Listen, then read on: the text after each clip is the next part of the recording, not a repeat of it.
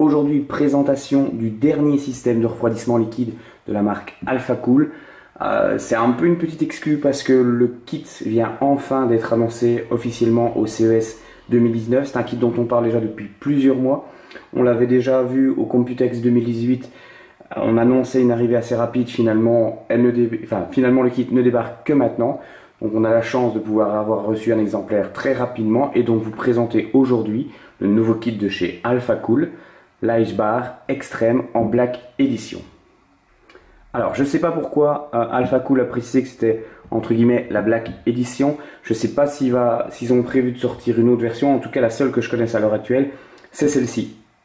Donc on se retrouve avec un kit de refroidissement liquide de type AIO, donc All in One. Le principe de ces kits c'est d'être déjà pré-monté, donc il suffit simplement de le déballer, de l'installer dans votre boîtier et ensuite de pouvoir le tester directement.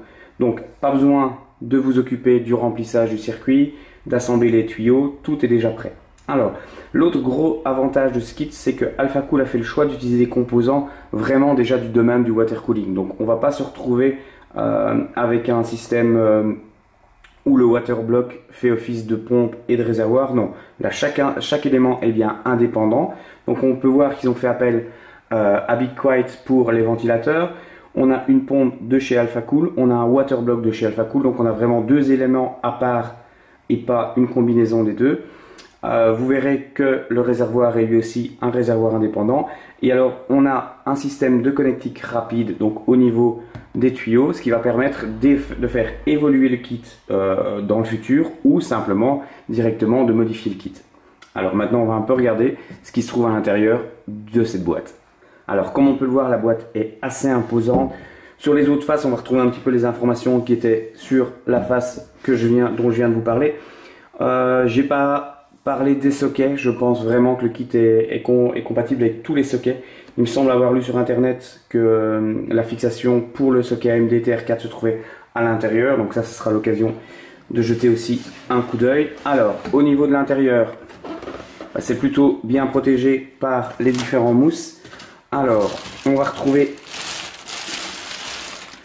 tout d'abord la partie avec le water block. Donc je rappelle que sur la plupart de ces kits on retrouve un film plastique qu'il faut surtout pas oublier de retirer lors de l'installation parce que sinon vous allez vous retrouver avec des températures extrêmes et vous allez vous poser la question de savoir pourquoi. Alors on a droit donc comme j'ai dit à un vrai water block, donc un XPX. On peut voir ici les deux embouts, donc les deux systèmes de fixation rapide.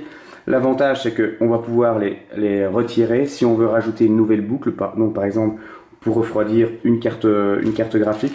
Il faut savoir que simplement si vous décidez de refaire une boucle différente, il faudra refaire la pointe au niveau du liquide de refroidissement. Alors on retrouve le manuel donc qui est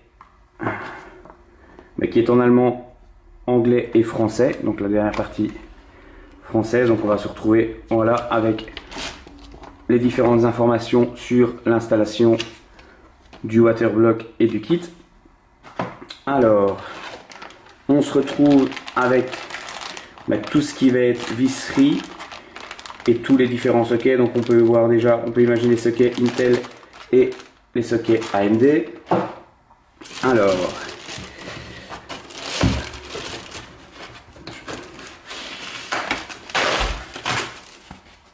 j'ai un peu décollé. En fait, pour ceux qui suivent un peu régulièrement mes tests, ce kit me fait vraiment penser au kit que EK Waterblock avait proposé, donc qui était le Phoenix, et qui était un peu le même style, sauf que celui-ci, franchement, il me paraît encore en termes de taille beaucoup plus monstrueux. Là, c'est vrai que si je pouvais avoir une main supplémentaire, ça serait pas le refus. Donc en fait, voilà. Alors je vais poser.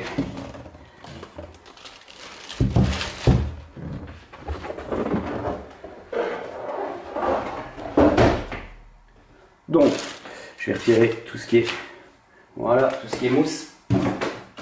Donc je vais déballer. On se retrouve donc avec le water block.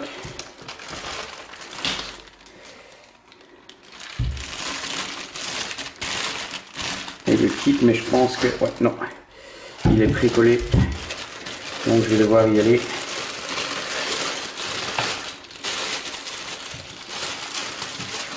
À l'arrache. Pouvoir retirer tout le plastique.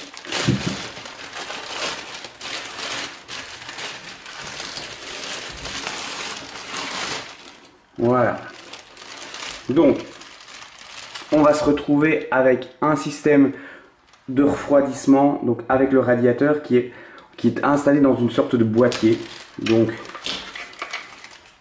le boîtier, comme on peut le voir ici, dont le rôle va être d'accueillir le radiateur, d'accueillir la pompe et le réservoir. On va se retrouver avec ici les connectiques, donc il faudra venir brancher au niveau de votre boîtier alimentation. On va retirer ça. Donc c'est quand même assez imposant, c'est quand même assez lourd. Alors je vais vous montrer les ventilateurs. Donc on a droit à 2 ventilateurs qui sont des Silentwings 3, donc de chez Be Quiet. On se retrouve avec la partie qui va permettre de faire la mise à niveau du liquide de refroidissement. On a ici une petite vitre, donc qui va certainement permettre de voir que le circuit est bien rempli. La même de l'autre côté. Donc c'est assez imposant, c'est assez lourd. Je pense que c'est un radiateur totalement en cuivre. La longueur des tuyaux me semble quand même assez important, donc ça va quand même permettre de fixer correctement et d'avoir de la marge pour fixer le circuit. Donc voilà, premier déballage, mes premières impressions sur ce kit sont plutôt bonnes. Je trouve que j'avais un petit peu peur au niveau du revêtement plastique des tuyaux. Ça fait pas trop plastique, ça fait relativement propre. Donc voilà, je vous invite à continuer à suivre nos vidéos. Moi je vous donne rendez-vous sur le site, donc sur VonGuru, pour découvrir très rapidement le test donc de ce système de refroidissement Ice Bar Extreme de chez Alphacool. Si vous avez aimé cette vidéo, je vous invite à nous laisser un petit pouce vers le haut et à vous abonner à notre chaîne YouTube. À bientôt.